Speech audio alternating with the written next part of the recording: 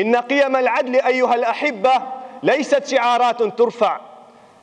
شعارات ترفع، وإن تحكيم الشريعة ليست شعارات ترفع، وإنما هي أفعال على الأرض تقدم، وليست أقوال تقال، وإنما هي أفعال ودماء تبذل، وجهد وأوقات يمضيها من رفع ذلك الشعار ومن قدم ذلك الشعار جهدا عمليا على الأرض واقعا عمليا.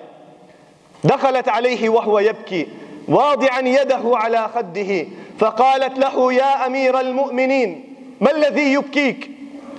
ما الذي يبكيك يا أمير المؤمنين؟ لم يبكي أمير المؤمنين أي المؤمنين يا شباب الإسلام، لم يبكي لأن صاحبته قد أخلت في موعدها، لم يبكي لقصة غرامية، لم يبكي أمير المؤمنين لأنه فقد بيتا، لم يبكي أمير المؤمنين لأنه فوت على نفسه شيئا من الدراهم والدنانير، لم يبكي أبدا لدنيا، بل بكى أمير المؤمنين قال: يا فاطمة، اسمعوا يا من وليتم أمر المسلمين، اسمعوا يا من أمنتم على مكتسبات المسلمين، اسمعوا، فإن مكتسبات المسلمين هي للمسلمين، وليست غنائم لفصيل بعينه ولا لجهة بعينها.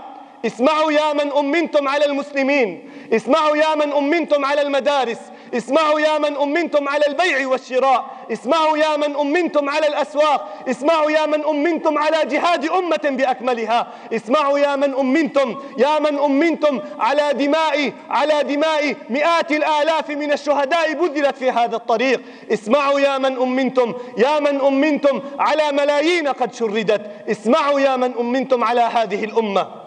قال: يا فاطمة، تفكرت في الفقير الجائع والمريض الضائع والمجهود المظلوم والمقهور المأسور والكبير ذي العيال، فعلمت أن الله سائلني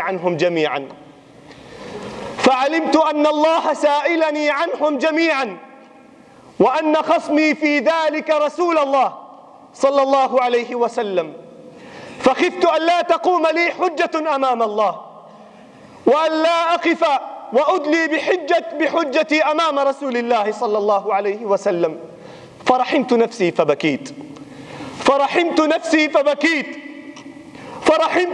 فبكيت.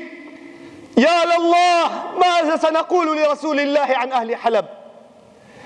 يا لله، ماذا سنقول لرسول الله صلى الله عليه وسلم يوم القيامة عن المشردين؟ يا لله، ماذا سنقول لرسول الله صلى الله عليه وسلم عمن يبحث في القمامة لكي يحتاط قوت يومه وأولاده؟ يا لله، ماذا سنقول لرسول الله عن أجيال ضيعناها؟ يا لله، ماذا سنقول لرسول الله عن أمانات أنيطت في أعناقنا فضيعناها؟